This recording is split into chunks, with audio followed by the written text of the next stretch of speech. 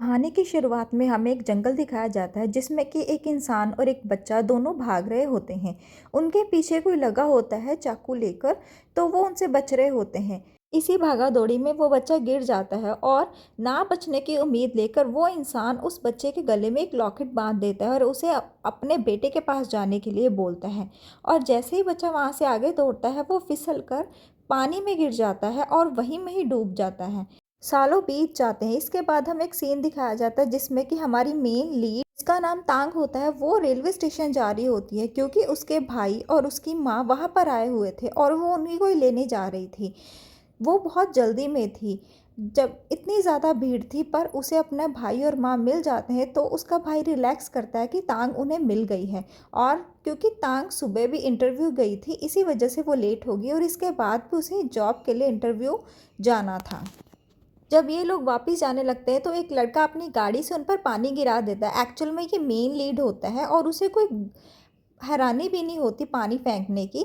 इसी बीच एक चोर भाई साहब तांग का बैग लेकर वहाँ से भाग लेते हैं। तांग उनके पीछे पीछे जाती है, वो उसका पीछा नहीं छोड़ती।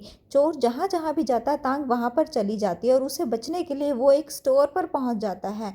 तांग अपना बॉक्स लेने के लिए स्टोर पर जो चीज़ें पड़ी होती है उसको उठाकर मारने लगती है, जिस वजह से उसे डांट पड़ती है। पर चोर बचने की उम्मीद लेकर उसको ये उसका बॉक्स वापस दे देता है और तांग ने जो बॉक्स ऊपर फेंका था उसमें से पाउडर निकलकर वो हमारी मेन लीड शुआन के ऊपर जाकर गिरता है, जिस वजह से उसकी हालत ख़राब हो जाती है। मैनेजर के बताने पर शुआंग को वो बताता कि ये सब तांग ने करा है। तांग जैसे ही जाने लगती है तो शुआंग उसे जाने नहीं देता। पर तांग बताती है कि उसके साथ क्या क्या हुआ, उसे सारी हिस्ट्री बताती है। पर शुआन ऐसे थोड़ी ना उसे जाने देने वाला था, वो उसे इस बात की सज़ा देने वाला था क्योंकि दुकान का सारा सामान उसकी वजह से ख़राब हो गया था। और फिर वो उसे नहीं जाने देता और कहता है कि तुम इतना महंगा सामान कैसे ख़राब कर सकती हो, तुम्हारा बैग नहीं मिलेगा। तांग उसे बहुत रिक्वेस्ट करती है कि ये सब उसने अपनी मर्जी से नहीं करा, अचानक से हो गया।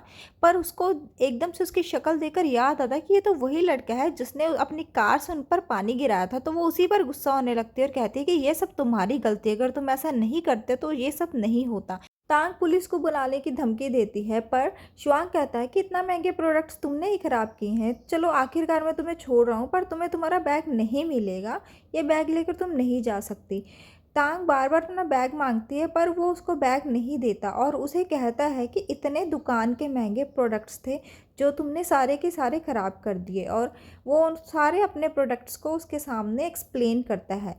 पर जब तांग उन प्रोडक्ट्स को देखती है तो वो समझ जाती है कि ये तो बहुत ही सस्ते वाले प्रोडक्ट्स हैं और ये इसको महंगे प्रोडक्ट्स बोल रहा है। और फिर वो ये बात जानकर भी उसको दोबारा से डांटने लग जाती है कि मैं तुम्हारी पुलिस में कंप्लेंट करूँगी, तुम इतने सस्ते प्रोडक्ट्स महंगे दाम पर बेच रहे हो।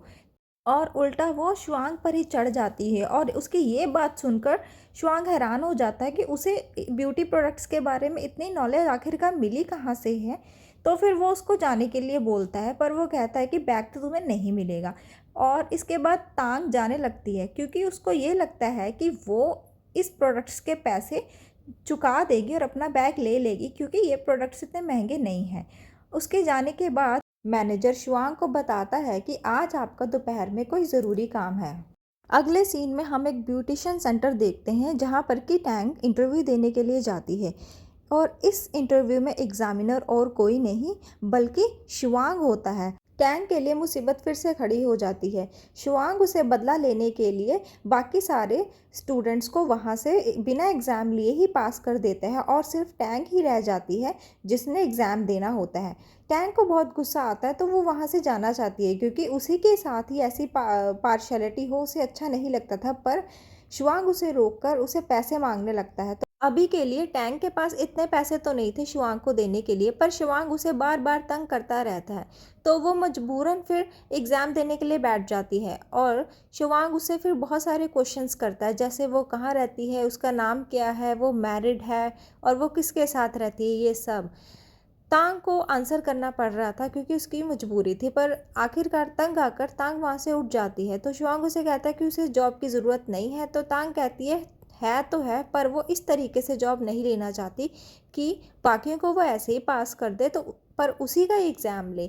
तो वो जाने लगती है, पर शुआंग उसे रोक लेता है और उसे 3 टास्क देता है करने के लिए, जिसमें से वो एक टास्क को बता देता है और कल उसको वो एक जगह पर जाने के लिए बोलता है।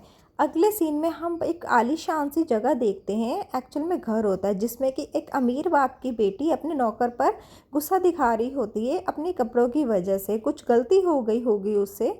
उसके बाद उस लड़की के पापा वहाँ पर आ जाते हैं और वो भी आकर उस नौकर को डांटते हैं और तंग करते हैं। एक्चुअल में ये लड़की शिवान को बहुत लाइक करती है, पर उसके पापा ये कहते हैं कि वो चुटकियों में शिवान को उसके पास लेकर आ सकते हैं, पर ये लड़की अपने खुद के बल पर शिवांग को पाना चाहती थी।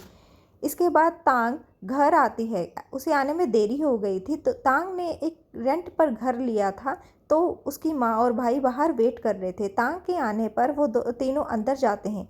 तांग ने उन दोनों के लिए रूम भी अच्छे से सजाया हुआ था। तांग वही जगह पर आ जाती है अगले दिन जहाँ पर शुआंग ने उसे आने के लिए बोला था। इसके बाद शुआंग भी एक चीयर लीडर्स को लेकर आ जाता है। उसने तांग को अभी कोई काम तो नहीं बताया था। इन लड़कियों की ड्रेस और कपड़े देखकर तांग तो हंसने लग जाती है, क्योंकि उसे ये बहुत अजीब सा लग रहा था। और फिर वो खुद ही उन सभी लड़कियों के बाल और कपड़ों को सेट करती है और उन्हें थोड़ा सा ढंग सा बनाती है कि वो अच्छी दिखें। इसी बीच एक लेडी शुआंग के पास आकर कहती है कि मेकअप आर्टिस्ट नहीं आई, तो तांग के पास तो कोई काम नहीं था, तो वो ये सारा ज़िम्मा अपने पर लेती है और कहती है कि वो मेकअप करेगी, पर इसके लिए उसे अपनी मेकअप वैनिटी चाहिए। तो शुआंग को ना चाहते हुए भी वो मेकअप वाला बॉक्स उसे उसका वापस करना पड़ा। अंदर जाने पर सभी अपना अपना रेडी हो रहे होते हैं और इन दोनों में आपस में किसी बात से झगड़ा हो जाता है और दोनों एक दूसरे से लड़ने लग जाती हैं। गलती ये ग्रीन ड्रेस वाली लड़की की थी, पर वो उल्टा उसी को थप्पड़ मारने लगती, तो तांग आकर उसे पकड़ लेती है, पर वो तांग को भी धक्का मारने लगती है। तो अमीर बाप की बेटी आकर उसका हाथ पकड़कर उसी के ही थप्पड़ लगा देती है और उसको बहुत गुस्सा आ रहा होता है और फिर वो उसको पैर के साथ अटका कर गिराना चाहती थी और उनके बालों के क्लिप्स एक दूसरे में अटक जाते हैं। अगले सीन में हमें शुआंग के पापा, जो कि ग्रीन कपड़ों में खड़े थे, वो दिखाए जाते हैं और साथ ही में शुआंग के चाचा जी होते हैं। शुआंग के चाचा जी बहुत ही चालाक किस्म के आदमी होते हैं, वो सारी प्रॉपर्टी हड़पना चाहते थे। इधर तांग उन दोनों के क्लिप्स हटाती है तो उस अमीर लड़की के बाल बिखर जाते हैं, तो वो उस पर गुस्सा होने लगती है, पर तांग कहती है कि उसको रेडी करने की जिम्मेदारी तांग की है। तांग पूरे मन से उसको रेडी करती है और जब ये सारा शो चलता है तो वो लड़की इतनी सुंदर लग रही होती है कि सभी देखकर उसको हैरान होते हैं। शुआंग भी देखकर एकदम से हैरान हो जाता है और वो लास्ट में जीत जाती है। के बीच पता नहीं क्या होता है, एकदम से गोलियां चलने लगती हैं और सारा सीन उथल पुथल हो जाता है। लोग मारे जा रहे थे, तो शुआंग के पापा को भी पकड़ लिया गया था, पर तांग और शुआंग मिलकर दोनों ही उसके पापा को बचा लेते हैं और उस लेडी को मार देते हैं, पर बीच में पुलिस आकर सब कुछ ठीक कर देती है। बाद में इस भाई साहब को पता नहीं क्यों थप्पड़ पड़ते हैं। एक्चुअल में इस आदमी का कुछ और ही प्लान था, जो कि प्लान एग्जीक्यूट हुआ ही नहीं था, पर बाद में वो एक और प्लान बताता है। उस इंसान को ये प्लान उसे काफ़ी बेटर लगता है, तो वो ये प्लान आगे बढ़ाना चाहते थे। वहाँ पर जो दुर्घटना हुई थी, उस दुर्घटना के पीछे इन दोनों का हाथ था, तो उसके चाचा जी बस इसी को ही डांटते रहते हैं, क्योंकि इनकी वजह से ही सारा प्लान खराब हो गया था।